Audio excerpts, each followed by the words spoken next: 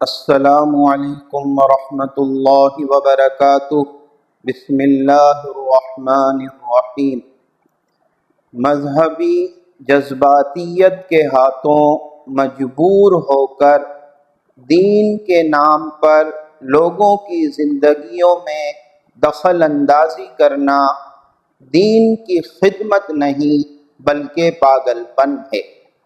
یاد رکھنا چاہیے کہ ہمارے دین کے کچھ اصول اور ضوابط ہیں، ہر حال میں ان اصول اور ضوابط پر قائم رہنا لازم اور ضروری ہے۔ سب سے پہلے اس نقطے پر غور کرنا چاہیے کہ اللہ تعالیٰ نے گناہ یعنی جرائم کی دو کیٹیگریز مقرر فرمائی ہیں۔ ایک وہ ہیں جن پر اس دنیا میں سزا لازمی ہے، آخرت میں اللہ تعالیٰ کی ذات پر منحصر ہے کہ وہ سزا دیتے ہیں یا رحم کا معاملہ فرماتے ہیں۔ دوسری کیٹیگری وہ ہے جن کی سزا اس دنیا میں نہیں ہے، آخرت میں ہے۔ عین ممکن ہے کہ اللہ تعالیٰ اپنی رحم کی صفت کی وجہ سے آخرت میں رحم کا معاملہ فرمائیں، مگر بطور اصول ان کی سزا آخرت میں ہے۔ اب اس سوال کی طرف آ جائیے کہ ان دونوں جرائم میں وہ کون سا بنیادی فرق ہے جس کی وجہ سے ایک کی سزا دنیا میں ہے اور دوسرے کی سزا آخرت میں ہے۔ جن جرائم کی وجہ سے انسانی حقوق متاثر ہوتے ہیں اور مخلوق خدا کو تکلیف پہنچتی ہے، ان جرائم کی سزا آخرت کے ساتھ ساتھ دنیا میں بھی ملے گی، اور جن جرائم سے حقوق انسانی متاثر نہیں ہوتے، ان جرائم کی سزا دنیا میں نہیں ہے، ان جرائم کی سزا آخرت میں ملے گی۔ اب سوال یہ پیدا ہوتا ہے کہ دنیاوی جرائم میں مداخلت، اس کی روک تھام اور سزا کا اختیار کس کے پاس ہے؟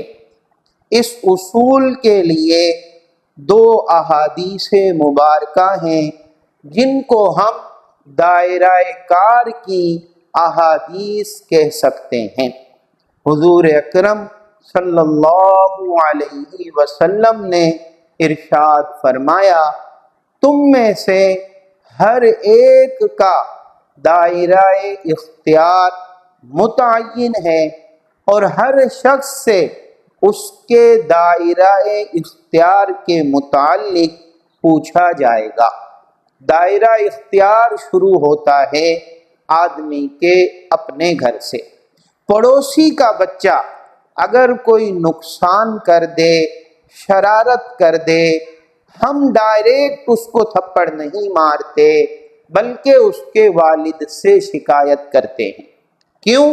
اس لیے کہ وہ بچہ ہمارے دائرہ اختیار میں نہیں ہے بلکہ وہ اس کے والد کے دائرہ اختیار میں ہے۔ اگر ہم اس پر ہاتھ اٹھائیں گے تو ہمارے لیے ناجائز ہے، اس لیے کہ ہم اپنے دائرہ اختیار سے باہر نکل گئے ہیں۔ اب ہم دوسری حدیث پر آ جاتے ہیں جس کا مذہبی جذباتیت کا شکار لوگ بہت غلط استعمال کرتے ہیں۔ حضور اکرم صلی اللہ علیہ وسلم نے ارشاد فرمایا، تم میں سے کوئی شخص برائی کو دیکھے تو اس کو ہاتھ سے روک دے، اگر اس کی طاقت نہ رکھتا ہو تو زبان سے روکے، اگر اس کی بھی طاقت نہ رکھتا ہو تو اس برائی کو دل میں برا سمجھے۔